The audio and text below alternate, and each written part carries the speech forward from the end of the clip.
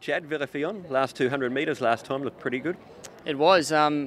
Going into his debut run in Hong Kong, I didn't know much about the horse, but he really impressed me that day. And he was a little bit slow away, he was at the back, and he really finished strongly. So in a smaller field, he's obviously learnt a lot since then, and he's been through the gate since, and he's jumped well. So if he can jump and hold a bit more of a forward position, he's going to be hard to beat. Obviously, he meets Solar Patch, who looks a promising horse himself, but it should be a good race. But he was only a length off Solar Patch last time out. With a run under the belt, up to 1400, can he make up that length?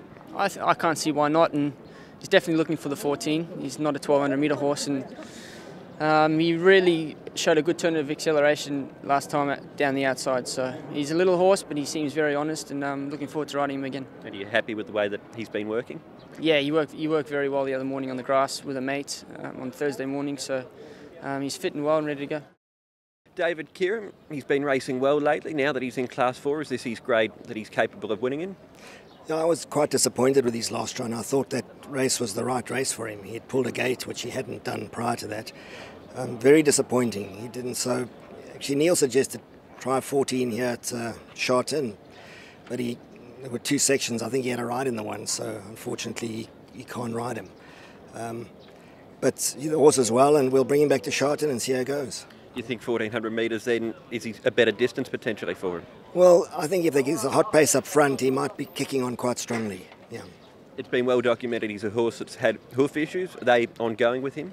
No, they're fine. Once we get over that winter period, then they're 100%. Most of these horses suffer from these feet problems when it's very dry, but they should be all fine now. London Master David, 12 months ago he had throat surgery. How much of a difference has that made to him? Oh, it's made a huge difference. It's like heart's keeper. We have Paul Robinson, the surgeon here, who does a wonderful job with his throats, and he's fine. He's bang on. He'll run very well.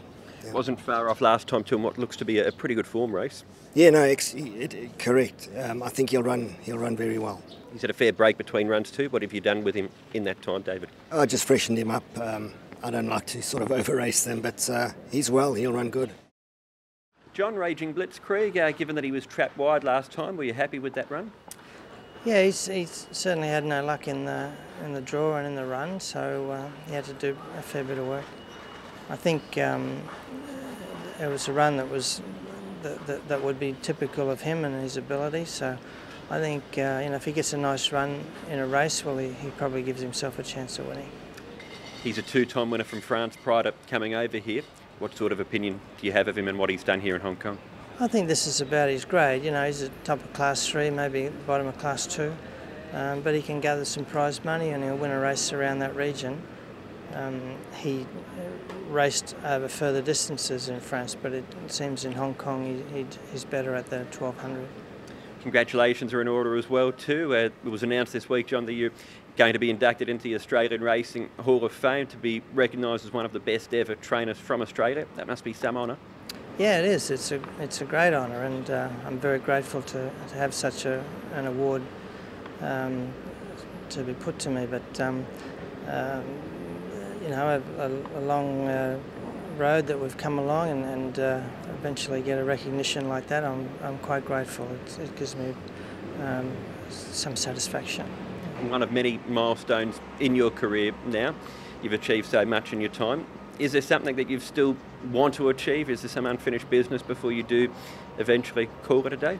No, there isn't really. I'm not like that. I just approach the next day as trying to do my job better, and that's the way I live. So hopefully with that you'll find that you'll achieve some goals anyway.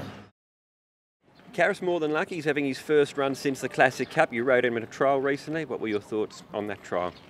Yeah, he's going well, the horse. He had a break, actually a long break, and that trial was pretty good. Was pretty easy for him. I think the horse, he likes to be fresh, so he's ready to go again. Looked like you had plenty of horse underneath you in that trial.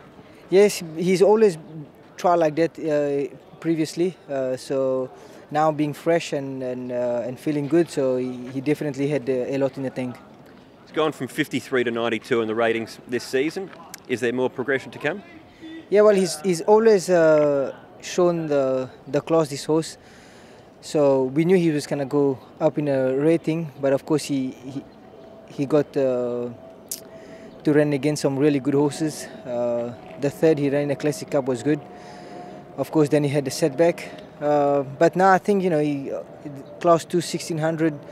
Of course, it's not an easy task always. You know, you meet some really nice horses, but he's being fresh, and I think he can do it. So let's just hope he do it.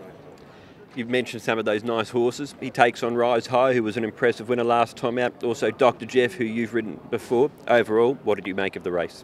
Yeah, well, the race is pretty open. There's a few horses with chance. Of course, Rise High won pretty comfortable last time. Dr. Jeff, you know, he's a horse that's improving. So, you know, it's a Class 2 race. You got to respect all the horses. But I know my blokes, when he's fresh in the previous trial, he gave me a good feel. So I think it's going to go well.